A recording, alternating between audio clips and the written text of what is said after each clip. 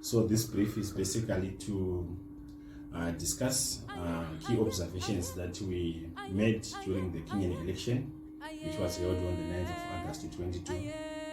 And I'm sure, as you remember, that it was a tightly contested election between the Kwanzaa coalition and the Azimio coalition.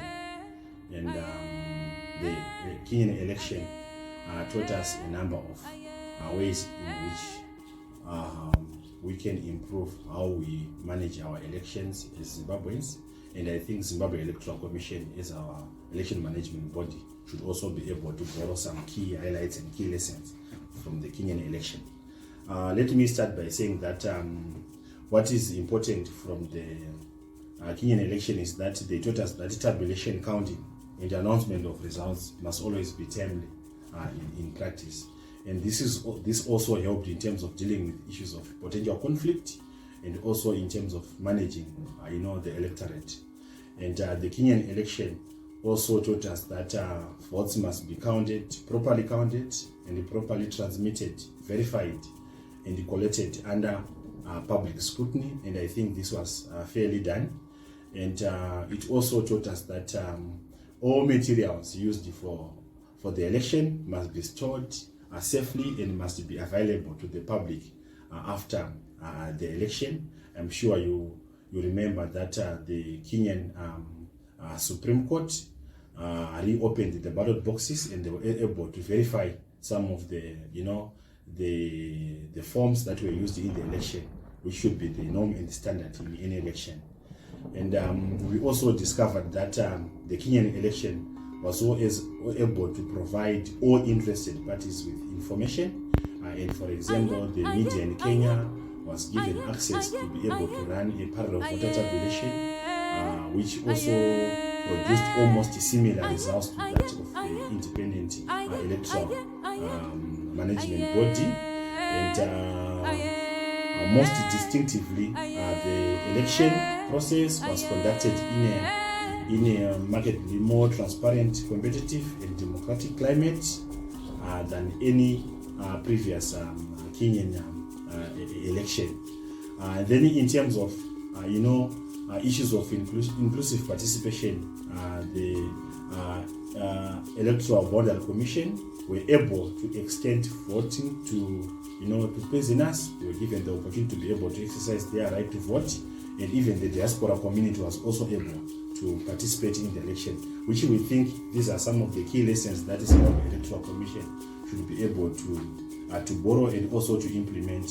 I think it is clear from the Kenyan election that it was a very inclusive election, and it also provided, of course, opportunity to people that really wanted to participate in the election. But of course, there were some challenges here and there. If you remember, in Mombasa, there were some challenges, and people were not able to vote for the gubernatorial seats, and also for members of parliament. But generally, the climate was very conducive for people to be able to exercise their democratic right to vote. And even if you try to look in terms of the voter registration process, I think more than 22 million eligible voters were able to register to vote, and they were also mobilized to vote. But of course, the voter turnout was a bit low as expected. But what is important is that they were able to mobilize people to participate in the election, and they did vote.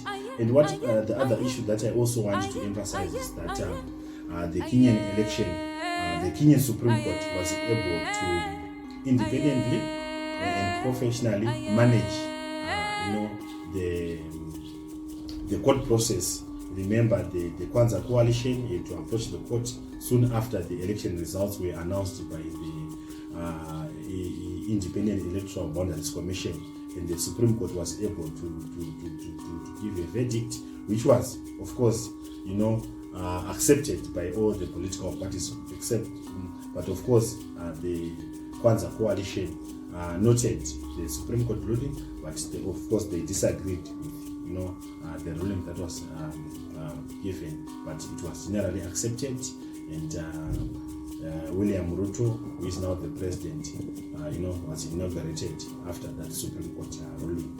And I think in terms of managing violence and conflict, they were able to manage violence and they were able to manage conflict.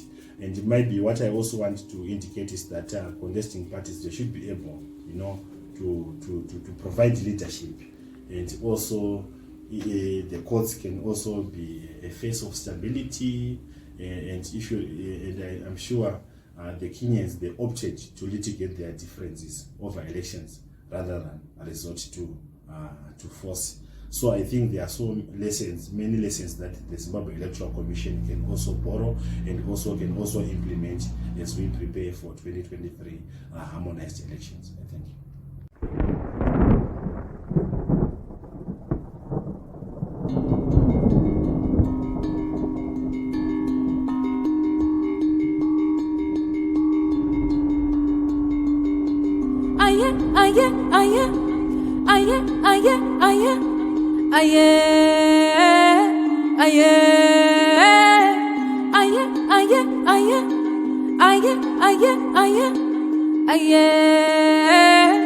Aye.